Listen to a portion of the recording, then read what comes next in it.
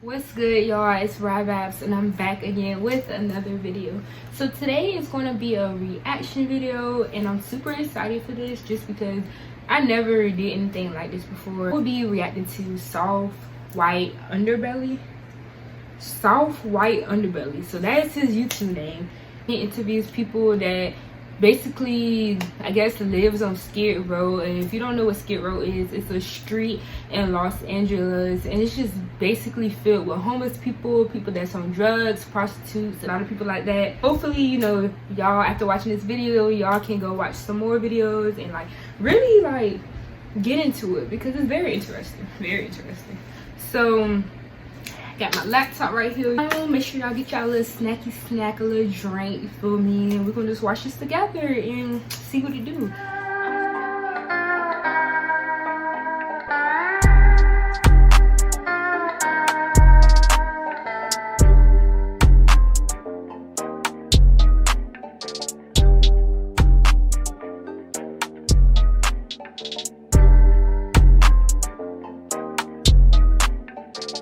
Darnell, and he is a heroin. How do you say this word, y'all?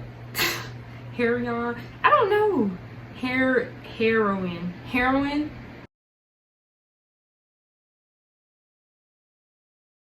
Yeah, that gotta be it. So he's a heroin. What the what? Heroin addict. Okay, let's get it. Y'all know what I'm talking about. Darnell. Let's see what he's talking about, y'all. Let's see what Darnell's talking about. Just a lot of drug using, a lot of prostitution, a lot of street living, and a lot of criminal. This is what my story consists of. Let's get it.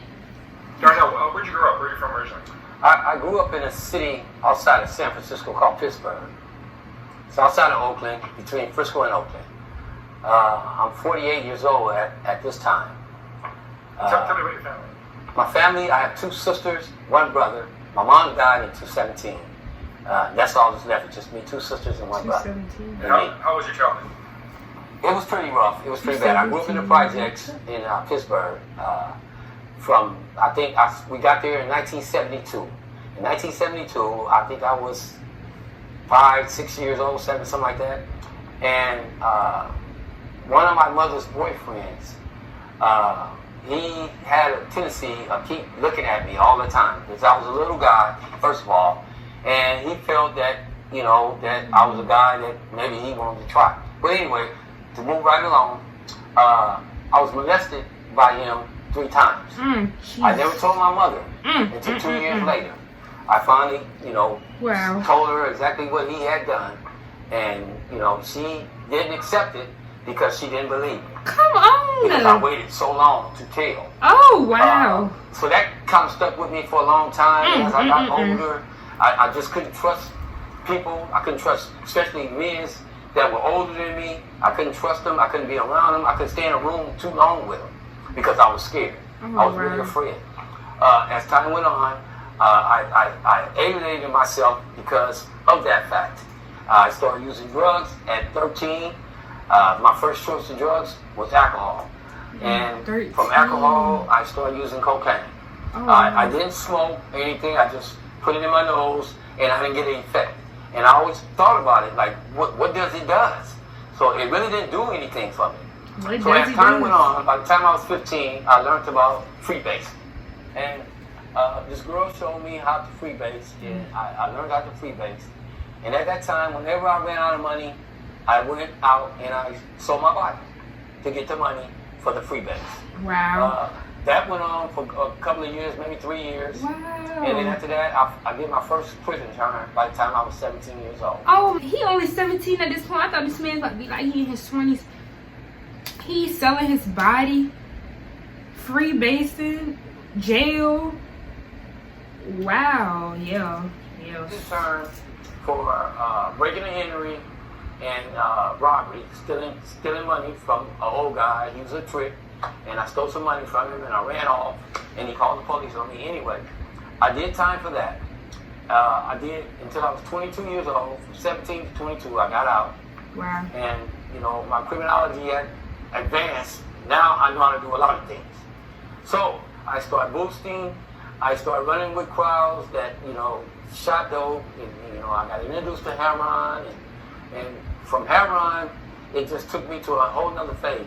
Because heroin is a drug that you have to have it. You cannot go a day without it. Wow. So I had to go and plan my day every day. I had to have my dope at night, and I had to plan my day during the day to go get money for my dope at night. Wow. And I did that for 4.5 years. Straight. No breaks, no nothing. I started, coming to a point to where I started getting sick, where I couldn't eat, I couldn't sleep, I couldn't do anything. I didn't even think right. So I stopped showering, I stopped, taking care of my hygiene. I stopped doing a lot of things. I became a full-fledged junkie. And I started sleeping on abandoned houses. And whatever I was able to get me a fix, I did it. Whatever it took to get it, I did it. I did That's that a bad for feeling. years. By the That's a time bad I was feeling. 25 years old, I had become someone that what the law would call a full-fledged criminal. Come on. I had started, doing all kinds of things. Forgery, burglary, Come on, Darnell. robbery, all kind of things I was doing to get my fix. Because I'm a full-fledged heroin addict. And I went through that for 6 years until I was 32 years old. And I did another prison term, and I cleaned up. Because I did 5 years in That's prison. good. So I kind of cleaned up. So he did 5 years in prison, y'all. This is his second prison term. And he got clean, he said. So let's see what happens now. He clean at this point. And I told myself, and I told my family, my siblings that's still here with me today, that I would not use any drugs no more in my life. No more That drugs. lasted about 7 months. What? I met a female at a club, and she had some coke. Oh, And man. I let her do her thing. I didn't touch it.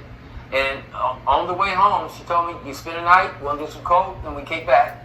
And I went and I tried some coke. And I ended up wanting more. Because coke is a trigger for heroin. So Wow. once I tried the coke, and I told her, well, I need something more. Can we go get it? So I found my way downtown. She finally got arrested for shoplifting. And they put a restraining order on me. I also got arrested too. I went in and I did 14 months on that case. Dang. I got out and I went straight to the dope dealer. Come on. It's really true. You're out by 8 and you see the dealer by 12. In the dealer, I got me some heroin. I laid on the curb. I vomited everywhere because I was sick, because I hadn't done it in a while. And, your first dose is very bad. I laid there for 2 days. Is what I remember. 2 days. People say I was there longer, but I remember 2 days. That's And it. I finally woke up, and some guys took me to a mission. They put me in there. I was supposed to stay clean for 30 days. What you in do? order for me to treat the artillery of the mission. Yeah. I think I lasted 4 days. 4 days. After I ate and slept a couple of days, I was back on the streets, and I sold my body, and I went and I got me some heroin. And at that time, the guy that I sold my body to, he was infected. He had HIV. What? What so happened? It didn't affect me. Woo. For some reason. I don't know. Because I wasn't safe. Wow. I just did what I had to do and to get my heroin. So I'm 36 years old at this time. So I stayed in the cave for 9 days. No heater, no nothing. And I didn't eat for 6 of them days. Come When I on. finally did eat something. Now, okay, so I'm gonna tell y'all something about these videos. The dude that interviews them state that these people will be exaggerating a little bit, but I don't know if Darnell is exaggerating. Like, you can never tell, right? So comment down below if y'all think he's like exaggerating, or do y'all think he really been through all this? Like, With this guy, he had me tricking with other guys, Whoa. and he paid me $20 each guy. So I went through that as long as I was able to get my heroin. So I ended up staying in a Bravo house about, I think, 4.5 months. You wanted some heroin. They finally busted me one time. I had heroin in the room, and they kicked me out. So now I'm down in Whiskey Pete's in Nevada, running around with just heroin in my possession and no money. So I found the guy that had a mobile home. He let me stay in his mobile home for 8 days while I give him drugs. As long as I was able to give him drugs, I was able to stay there. Once I ran out of funds to get drugs, you gotta leave. I had to go into the city and do some things to get drugs. So I went in. This dude's whole life revolves around drugs, period. Like, they had a sting operation going on with male prostitution, and I didn't know because I was sick and I just wanted drugs. yeah. So I went in the bar. I met the guy. He took me up to his room, and you know, as soon as I told him about the price and everything, they came in and they arrested me. So I ended up doing 32 months Wow. in Nevada behind male prostitution. So I get out of that. Now I'm pressing 40. I'm 48 now. So I'm turning 40 now at this time, and I haven't changed nothing. I haven't changed nothing. I still have the same mentality. I still have the same way of thinking. Wow. And you know, I just didn't change anything. Okay, I don't know if y'all noticed, but this whole entire video, dude just been talking and talking and talking. Usually the man would ask the person like questions and all this and that, and the people would answer. Darnell just been talking, baby. He ain't about to stop anytime soon. So I started hitchhiking. I meet a guy and his wife on the highway back to Los Angeles. People and just be picking they're up. groupies. They like to have sex with each other, and they like for guys to watch them have sex, and they're paid. So I needed dope. this man had a life. Let me tell you something. Out of all things, why did these people have to get this man? Because he would do anything for his heroin. So I made the guy. Basically what I did, I kidnapped both of them. Whoa. I made them drive me to What's the word? Loophole. I don't think that's the word. What's the word? A few moments later. I don't know it. I forgot. So y'all, Darnell is not only doing drugs, selling his body, he's kidnapping people. Like he said, he is a criminal. Okay, so y'all need to watch out for Darnell. And made them drive me to Los Angeles before we do anything so I can get my drugs. Drugs. So once I got to Los Angeles, and me and this couple rented a room, and we was in the room for 11 days doing what we do. You know, What? Don't sexing know. each other, partying, eating food, throwing stuff around, not showering, not doing anything that normal humans do. So as that passed, I finally got to the point where I robbed them. They fell asleep one night. Darnell. They had traveler's checks and a few currency. So I took everything and I left. I went out to buy some heroin, and the police followed me to the place to buy the drugs. And they ran in, and as soon as the dealer gave me the package and I gave him the money, they ran in and they arrested everybody. They took me to jail. I did another 2 years, 2.5 years on that case. I got out 2019 February. Wow. I was out for 4 days, and You I need needed some heroin. some because heroin. I have been missing it for almost 2.5 years.